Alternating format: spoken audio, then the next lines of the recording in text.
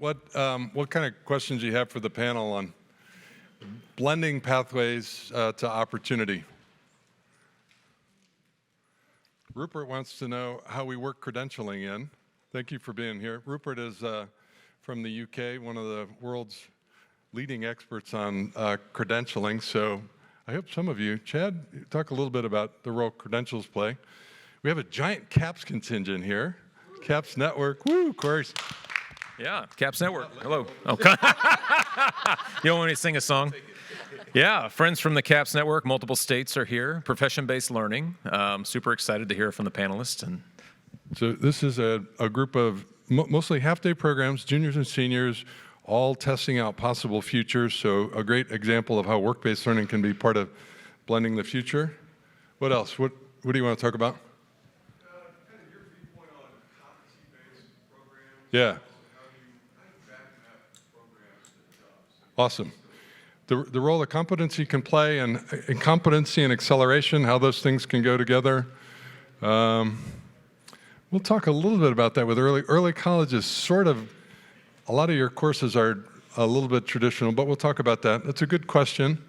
Mary, you do a little bit of that, competency-based programs. All right, anything else you want to tee up? We have, yeah. Of what kind of dependent? Oh, apprenticeships. Awesome. Yeah, we'll talk about apprenticeships and internships and how work-based learning fits into pathways. Great. We have a couple of great schools, Aviation High School and Maritime High School from Highline that build work-based learning opportunities represented here. All right. We're all here because the system we've inherited isn't working very well. America,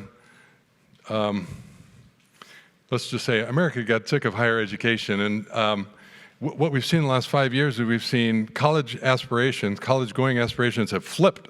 In a lot of communities, the minority of percentage of kids want to go to college now, and yet we're in a time when post-secondary learning is more important than ever to create economic mobility. And so we have a really exciting panel today that has a variety of models that blend secondary and post-secondary learning. And in almost every case, they're blending and blurring those lines, linking kids with opportunity. So that's really our focus today, how these models link kids to opportunity, put them on accelerated and supported pathways.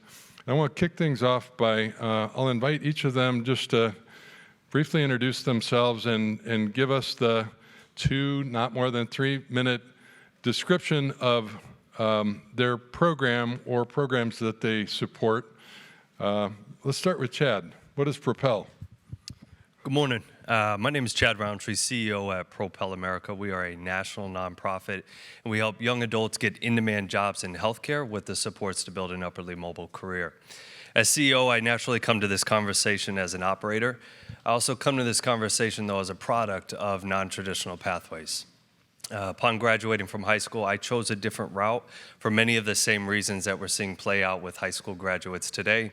Went to culinary school, ended up running restaurants until my mid-20s, and at that point, pursued community college, bachelor's, master's, Harvard, all of that great stuff. But I bring that up and offer that to this group because my own entry into the labor market, many would describe as non-traditional. But what it really was a pathway that met me where I was and has allowed me to become who I am today. And so I'm a deep advocate of this work and excited to lean into today's conversation. Propel America's origin story also began in K-12. Many of our founding team members, including myself, former state district leaders, and we all experienced firsthand the perils of just how few of our high school low-income graduates ultimately matriculate on and earn a post-secondary degree. So at Propel America, we believe there's another way. Our model sits at the intersection of higher ed and workforce development, and we've defined our solution as a jobs-first higher education. This is accelerated job training that is market-aligned and credit-bearing. It's Pell eligible, so there's no out-of-pocket cost for learners, and we're supporting young adults in gaining middle-skilled jobs in a matter of months, not years. We're proving that young adults, 18 to 24-year-olds from some of our most overlooked communities, they have passion, they have purpose, And when that's met with preparation and access, lives can be changed. Did you stand this up with John White? Was he involved at the beginning? John White and Payman Rohanafard, co-founders. It feels like you guys were just ahead of the curve, but it feels like the world has sort of come to your solution. Does it feel that way? Yes, yes. Yeah, like you stood this up before the pandemic, right? Before the pandemic, 2019, so we're 4 years into this work. We launched into the market being industry agnostic. 2 years into the work, we decided to focus our solution on the healthcare industry. And again, 4 years now into this work, I fundamentally believe we're changing people's lives. Go one click deeper, vast majority of our learners are Black or Latinx, identify as female, and are recipients of the Pell Grant. Between 60 to 70% of our learners are completing, getting hired, and entering the labor market, on average experiencing around 50% increase in earnings, now in a position to economically provide for themselves, their families, and begin building a more prosperous future. And this really goes to the heart of our approach. Complete our program, you're fast track towards meaningful income with a vetted employer partner, no burden of debt, and college credits in your back pocket that could be stacked with the future. I didn't know about the culinary background. Do you know Cafe Momentum in Dallas? I don't, but I'll check it out. Have you heard of that? Cafe Momentum is like one of our new faves. It's a work-based learning pathway for young adults that have experienced the justice system and are looking for a pathway to gainful employment. And it's a beautiful employment-based model. They've just opened in a second city. They started in Dallas and Philadelphia. So check out Cafe Momentum as another cool model. Speaking of cool models, one of my favorite human beings, Mary Esselman. She's from Kansas City. She runs Operation Breakthrough. This isn't the focus of today, but it's the coolest early learning center on the planet, Mary. It's a great one. What else do you have besides the coolest early learning center? So we actually serve about 1,300 kids a week, and we provide social services, health, and education. So we have a really robust before and after school program for kindergarten and 8th. And just recently, which we're going to be talking about today, we launched the Ignition Lab, which is workforce development and entrepreneurship for teens. And who helped you launch that? So I was going to tell what him. was his name? So Travis Kelsey from the Kansas City Chiefs has been a big... I know this whole gloating thing. Yeah. Travis. Yeah. So he came to Reed. You know, they used to send the rookies out, and then he never left. But after we started the Maker City, he started going, what are you doing for high school kids? Because he was really, really focused on making sure there were opportunities, because he saw a lot of lack thereof, you know, when he was in high school. And so when we said we ended at 14, he bought the adjacent muffler shop and land and helped us start the Ignition Lab. And I think what's really neat about the program is it doesn't wait for kids to opt in as juniors or seniors. Everybody comes as a freshman. So we partner with 2 of our local urban high schools, and therefore kids have a chance that first year just figure out what they're passionate about. There's 10 different areas, everything from automotive and engineering to graphic design, green tech. In automotive, she just showed me the picture. They took a 69 Chevelle, one of my favorite cars, and they took out the drivetrain and put a Tesla drivetrain in this sick 69 Chevelle. It's a spectacular thing. What a cool project, though. Yeah, and the nice thing about that is it's really, I think it's like a community anchor because we partner with other nonprofits. That's Mind Drive, who we partner with for that piece. We have a PCs for People that does the computer tech and repair. We're getting ready to share a maker with Make 48, and we have different companies coming in. So the difference that makes for kids is they're getting all kinds of exposure. Even Black & Veatch, which is one of the engineering companies, we share college interns in the summer, so we're giving equal time to college as we are to career. But the other thing is the space is super open and super nimble. Oh, so I got to tell them about this space. So there's this very cool early learning center, and then like Mary's taking over the city. It's on Troost Avenue, which is really interesting because Troost divides the city east and west, black and white. It's this economic racial divide in the city, and Mary and her center stand on the middle of that street with the early learning center, and then they got a bridge over to a mall that they bought, and then they got this crazy muffler shop turned into teen accelerator. So it straddles Troost and is just lighting up eastern Kansas City. It's a spectacular example of community-based reinvention. I don't know. Well, the other thing I think it's really neat is we don't start with academics. So even the kids that are in engineering, they don't even hear the word engineering probably until month 2 or 3. But basically, they're just making all kinds of cool stuff. So there's probably 50 teens this year are proficient in CAD. And I love this because engineers, they call it an app. Oh yeah, I made that with my app. But they're doing 2D and 3D modeling. But it just showcases, and as the kids become sophomores, then we have entrepreneurial ventures. So they can figure out whether I want to work for someone else or work for myself. So from the food truck to the computer tech repair, hydroponic container farm. I mean, there's just a bunch of them. I don't know where you get the people, because like the last time I was there, I went into the coding lab, and you had a Carnegie Mellon engineer teaching coding and entrepreneurship. It was so cool. Well, and now she's kind of moved on to something, but our new one is from Johns Hopkins. So anyway, I mean, it's kind of a different way of thinking about teaching because you really are putting kids at the center and you're facilitating. And I think that's been really appealing, and it's relationship driven. So group sizes are smaller, and we really hire for relationships first and skills second. Yeah, if you're ever in Kansas City, go to Operation Breakthrough. It'll blow your hair back. Jonathan Johnson, we met in NOLA. Where should I start? I mean, What is Rooted? How'd you get started in NOLA? What are you trying to do there? You're now turning it into a national network, but tell us about the NOLA. It's really an early college model. Erika's going to talk about that, but how is it early college, and how is it different than traditional early college? well, first, good morning, everyone. Great to see you. Jonathan, founder of Rooted School Foundation. We run a young network of schools, 4 schools across 4 states, focused on the idea of preparing young people for high-growth, high-wage jobs much earlier in their lives. And I got the inspiration for it. I'm the first person in my family to get a bachelor's degree, and I also started my career as a teacher and saw my students face significant financial hardship, much like I did growing up, and wanted to figure out if there was a way for schools to play a role in creating upward economic mobility a lot faster than local projections. And that was really important to me because in a place like New Orleans, the average adult in their mid-30s, this is someone that grows up in New Orleans, earns about $32,000 a year. $32,000 a year.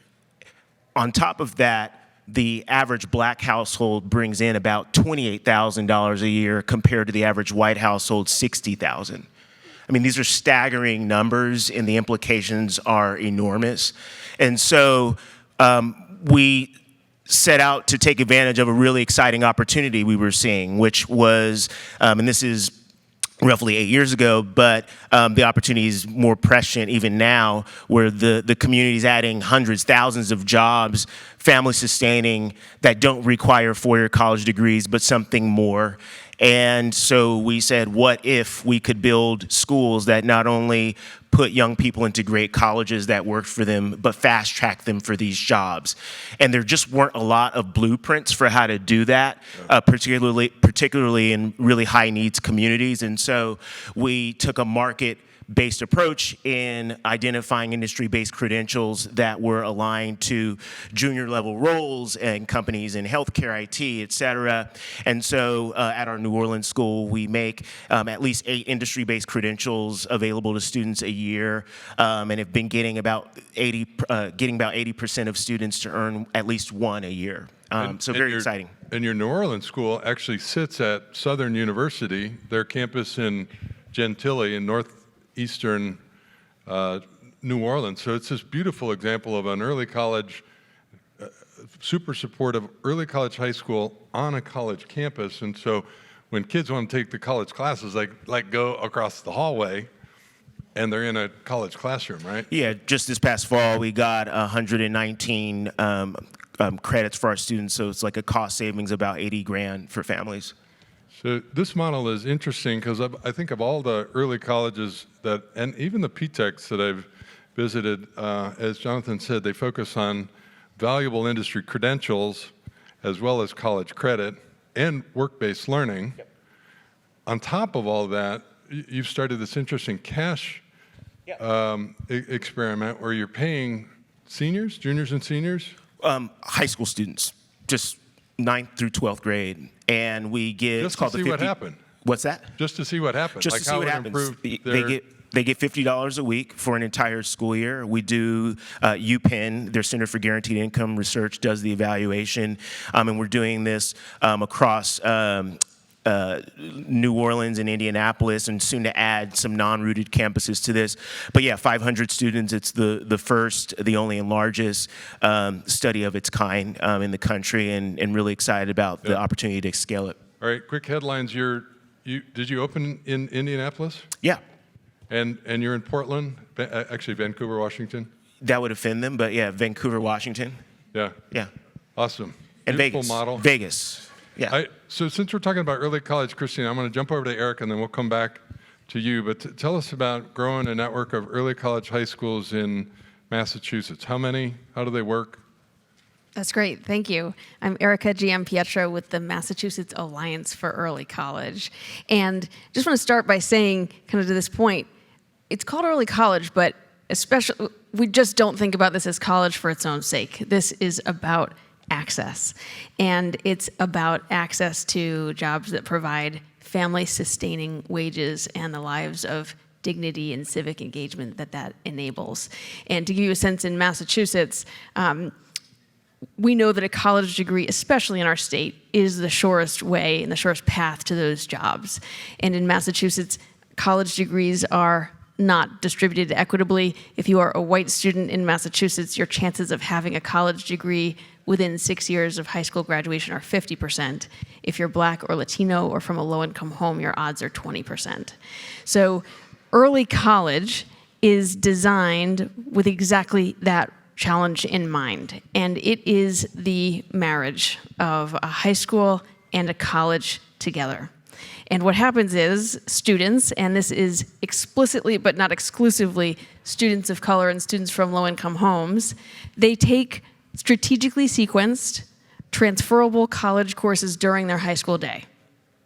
And those courses count both for high school credit and college credit at the same time. They're career aligned, and they cost nothing for families. At the same time, students are receiving significant wraparound supports to ensure that they thrive, so that students are finishing high school with significant college credits. It's reducing the cost, it's reducing the time to get that degree. It's also making sure students leave with the confidence and the habits and the skill sets to be successful in both college and career. How many schools now? In Massachusetts, we have, we're up over the last 5 years from basically 0 to, at this point, about 60 high schools, 27 colleges. No kidding.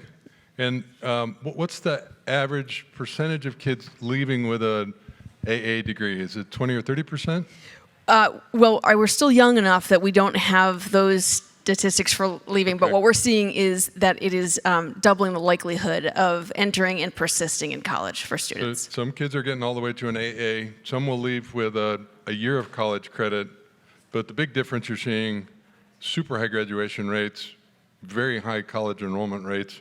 Most of the kids go on to a degree rather than stepping into work, right? Yes. And our students, 2/3 students of color, more than half students from low-income homes. All right, this is kind of a wonky question, but how many classes are high school into college, and how many are college on a college campus, like Jonathan's model? Massachusetts, one thing you'll know about us is we're incredibly decentralized, meaning there's no one model. But the most traditional model is 9th grade, rigorous high school courses to prepare students. 10th grade, college professors coming to the high school to teach an introductory class. 11th grade, students are traveling in a cohort to the college. 12th grade, they're at the college but mixed in with traditional college students. And you like that? You think there's some benefit to feeling success on a college campus? I think it's critical. Really? Are any of yours P-Tech? Would you consider them P-Tech that have added sort of tech work-based learning alongside the pathway? Certainly elements. We did just launch something called STEM Tech Academies, so I think we're going to see more of that in the coming years. Right now, we do have explicit work-based learning components of our early college high schools, but not a required employer partnership. Any P-Techs in the audience? So PTECs are early college that will add usually a related work-based learning opportunity. IBM helped stand this up in New York City in 2010. There's now probably 300 or 400 around the world. Jobs for the Future is now stepping in and taking a stronger leadership role. One interesting thing I found last month is that there's a group of PTECs in Colorado that have gone self-contained, where it's all college in the high school. So that makes for a more pedagogical seamlessness and less logistics, but they don't have that go to the college experience. How do you feel about that trade-off? Here's how I feel about it. I love it. I love when students can get on a college campus. Yeah. At the same time, in more of our rural communities, it's just not an option. Yeah. So I think that there are also great alternatives and ways to get that college-going experience at the high school. Jonathan, how important is it to be on a college campus, and what are your other models, any of them at a college? No, New Orleans is the only one on a college campus, and I hear stories all the time. We hear stories all the time of students expressing the impact of seeing this person who's a few years older than them sitting next to them or walking the halls with them. It gives a sense of like, this is possible for me too. Mary, is any of this stuff on your campus dual credit It will be starting next year. with MCC, your local community Yep. college? And then we're working on they're going to do credit by experience for that first year they're there. And then some of our staff will be able to be teacher of record. So there'll be a nice combination. That's super cool. But I think being out of school is really, really important because Yeah. it doesn't look like school, it doesn't feel like school, and the engagement goes way up. Awesome. Christine, what kind of blended and blurred models does ECMC support?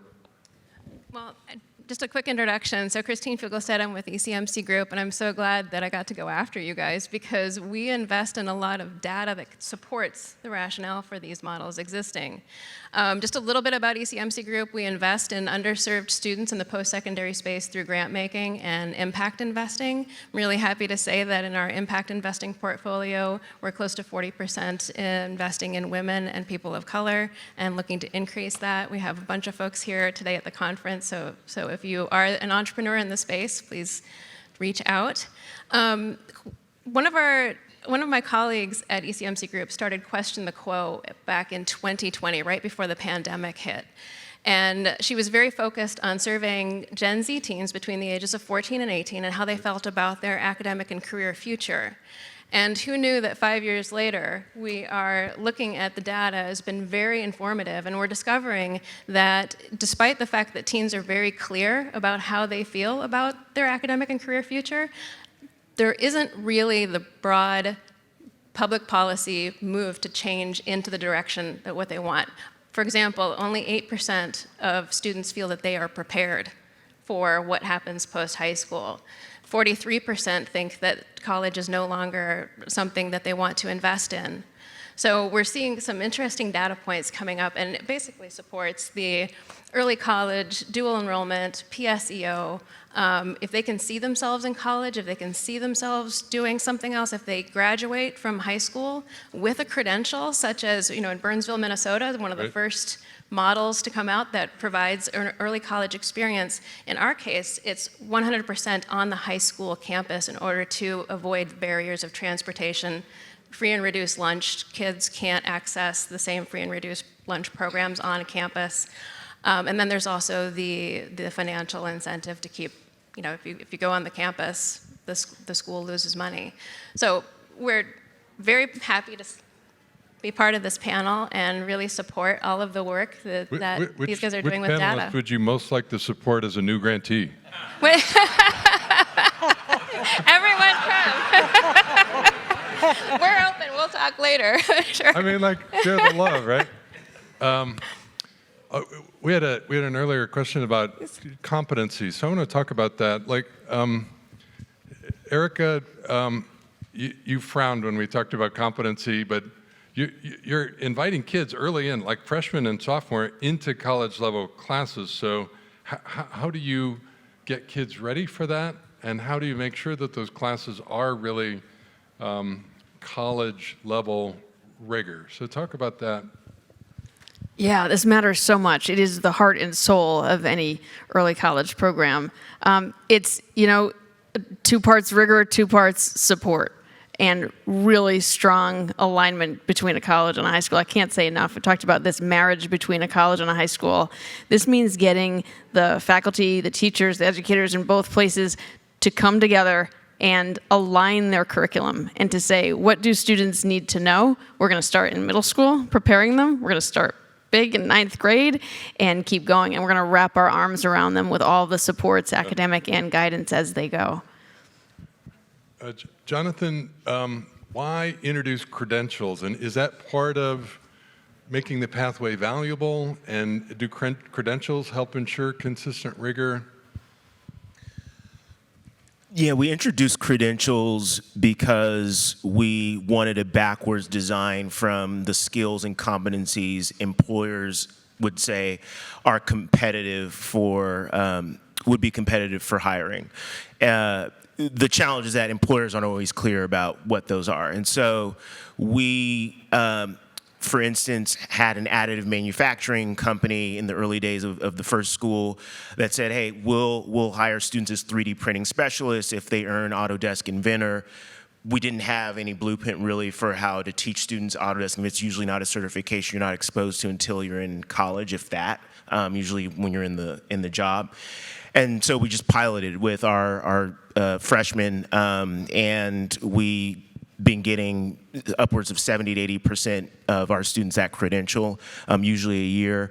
And then that stacked into that employer hiring 2 of our 40 students in our founding class.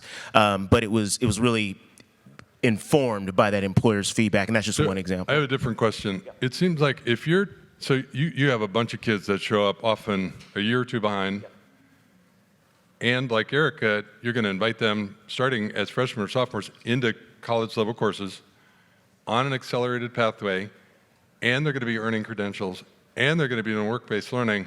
Like, that seems like a lot. Pressure makes diamonds. Like, how do you fit that into the schedule? It seems like you're inviting them to do 6 or 7 years worth of work in 4. Is that?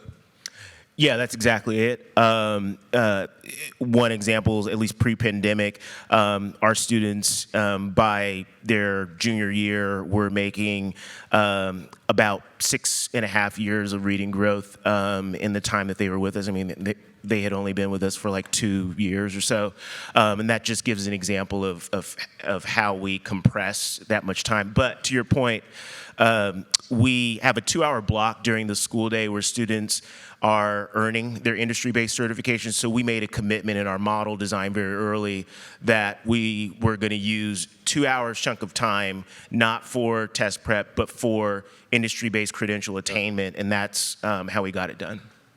I do appreciate that you're trying this cash experiment, because you're making teens very busy with your course of study, and many of them otherwise would have to go out and get a convenience store job at night to try to support themselves and their families. So that is an important part of your study.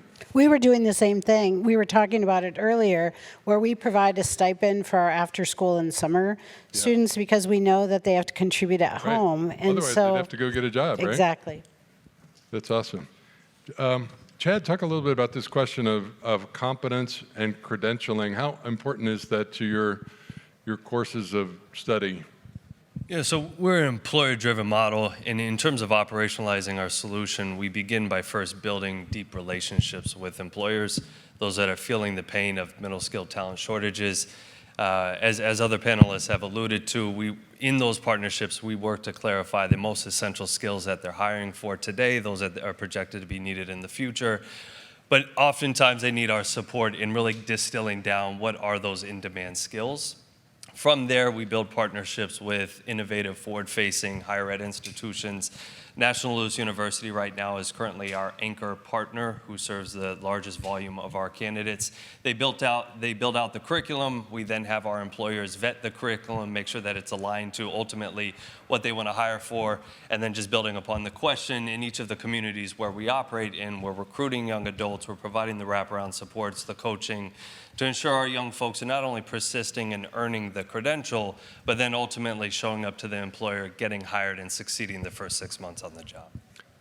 Christine, this is a challenging space because, as we've heard different versions here, you have people working across institutional boundaries, and so it's often complicated politically, technically, financially. Erika said logistically. Can you talk about some of the challenge that you see your grantees working on? Yeah, so I pulled this data point just recently where 88% of high schools are offering some sort of dual enrollment program, but only 34% of students are participating.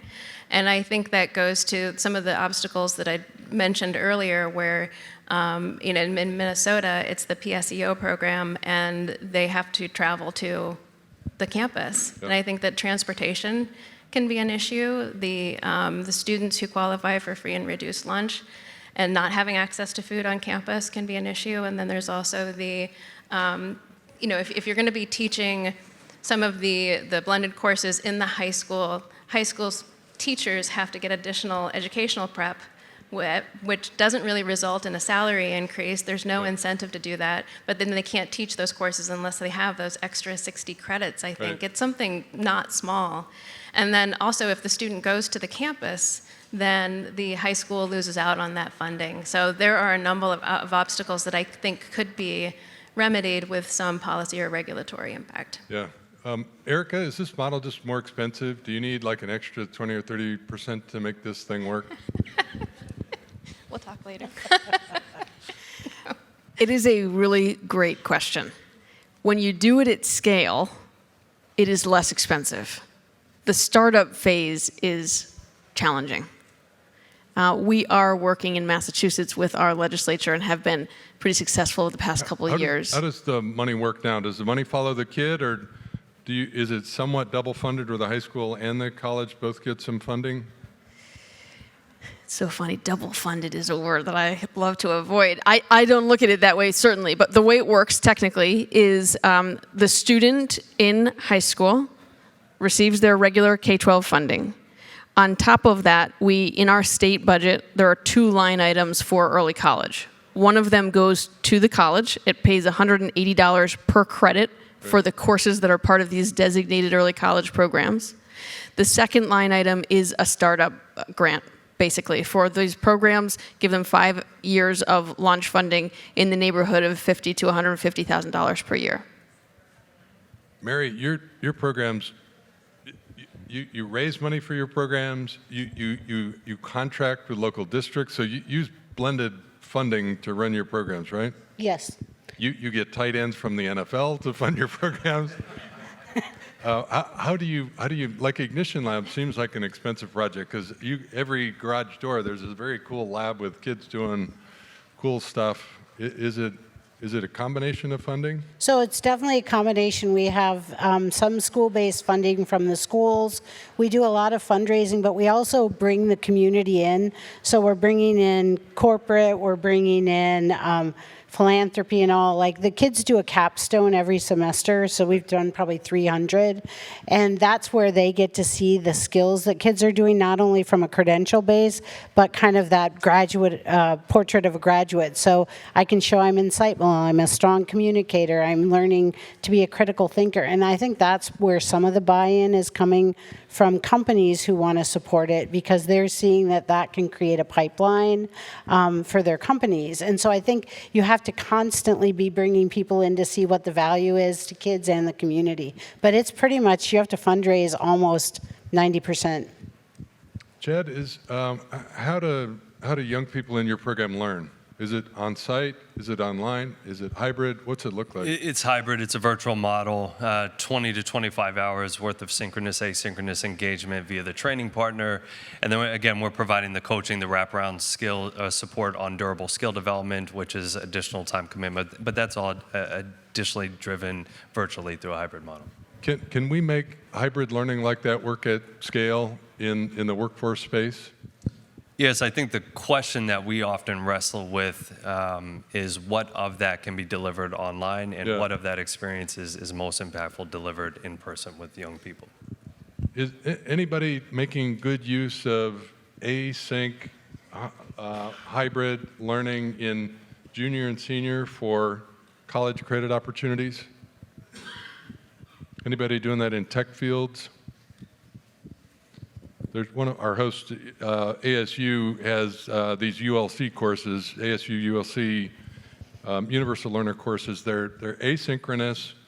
They're very inexpensive. There's about 400 high schools using these courses, often in technical subjects or in electives. But what they found is that if you enroll kids in cohorts and you add supports, that you can get pretty good completion rates with those, async experiences. Yeah, that resonates a ton. So every one of our fellows has a designated coach who provides the one-on-one, more intimate, more driven intervention for the particular learner. Yeah. But to your point, every learner is also enrolled in a cohort. Each of our fellows describe their cohort as their tribe, who they matriculate through the experience with, Yeah. and it's a primary driver of their Erika, experience. do you buy that? Do you have any of your schools using any online in the stack? Yeah, I mean, we're experimenting with it because it has to be about reach. We have a goal at the Yeah. Alliance, 45,000 students in early college in the next 5 years. That's what we think it's going to take to close 1/4 of the college success equity Yeah. gap in our state. And To do that, you some of your have schools to are have... quite remote and just not proximate to a community college. So Exactly. this The is gonna have to be UMass part of their system solution, right now is experimenting with sort of a hybrid model. Yeah. But some of it you have to start with hands-on first. Yeah. Because once you get kids engaged and they're passionate, then you can move to some of those types Yeah. because they're already bought in, but they're not going to be Right. bought in if you start there. Any of the Spark NC districts here?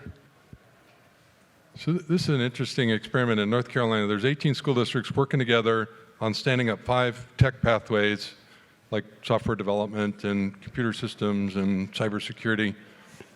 And they're collaborating on modular collaborative delivery where you can stack modules into courses, into pathways. And so where you can hire a computer science teacher, you teach it on site. Sometimes it's teacher at a distance, sometimes it's async wrapped in support. And so I guess I like the way these districts are problem solving together in a modular approach. Feels like there's some application to what you're trying to do in a geography where you got a group of schools that could work together based on sort of their assets and challenges. Does that make sense? Absolutely. Yeah. Yeah, I think especially in our more rural parts of the state, we're starting to see more collaboration across Yeah. district lines. Jonathan, as your network gets bigger, do you see sites cooperating in some fashion, or will you just have a playbook where folks will figure it out based on their local assets? How is this going to grow? I think it will be a combination of both. I think the credentials that schools are offering will largely look similar. The way in which we get students to obtain the credentials will be similar. Yeah.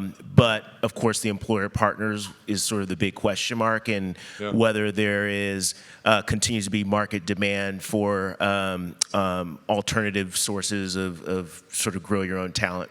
Yeah. All right. In a last lightning round, outcomes. Is it working? What are you proud of? Is there a story that you want to lift up that really talks about who you are? Chad? Well, I spoke a little bit about the impact of the organization, but I'll go one click higher and name that I'm just extremely bullish on the future of this work. Within higher ed, you're seeing less of a linear degree mindset. You're seeing them working to infuse industry skill sets into their training, their education, and you're seeing the emergence of innovative models that essentially cost less, do more, and work better for young people.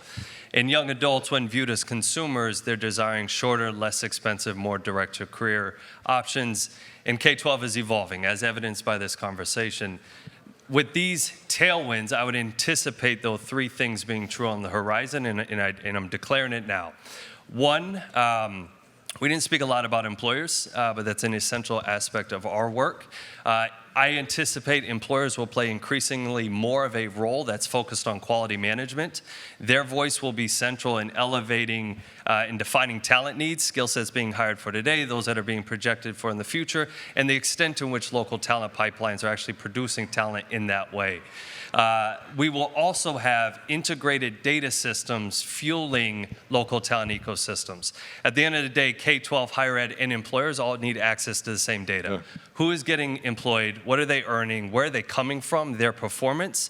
These types of insights will directly shape how we are collectively developing talent, but then bottom line will ensure that we're delivering on our shared promise of ensuring young people have the opportunity to build choice-filled lives. And then lastly, we will see greater flexibility in federal funding, particularly with Title IV, and we will see more favorable policy conditions that encourage innovation and allow us to collectively stand up and scale the most promising Where can people pathways. find more? Propel America? Propel America, send me an email, chad.rountree at propelamerica.com. .org. Let me jump over to Erika. How many kids are going to graduate next month in your network?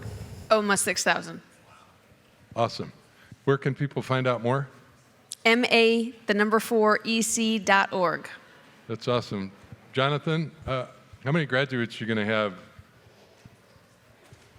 have? 20? 30? We're going to have the next month, we're going to have about 100. Where can people find out more about Rooted? Rootedschool.org. Rootedschool.org. I'm going to save you for last. Christine, what's working? Where can people learn more about your Well, work? first off, I just want to say that our data is showing that these models are what's needed. That high schoolers don't view their education as over a lifetime, and the more that they can graduate with some sort of credential or a degree or credential or certificate in high school, the more likely they are to persist. So I think that everyone's doing a great job here, and you can find out more about our foundation and impact investing fund at ecmcgroup.org. All right, last thing, I'll give you a second, but I met Mary like 20 years ago in a 7th grade classroom in Kansas City, and I thought to myself, this woman is a learning entrepreneur, a learning scientist, inventing the future of learning. You built this competency-based system that was extraordinary. It combined competency and engagement and joy in a way that I'd never seen. And I just love the fact that 20 years later, you're tinkering and prodding and pushing and inventing the future. So thank you. Good. I want to just tell you all it's working. Our next step is going to be dissecting the Carnegie unit because kids are learning more in these situations about all the other subjects, and I know we can do it. Where can people find out more about Operation Breakthrough? Yep, operationbreakthrough.org, and if you type in Ignition Lab. All right. Join me in thanking our panelists.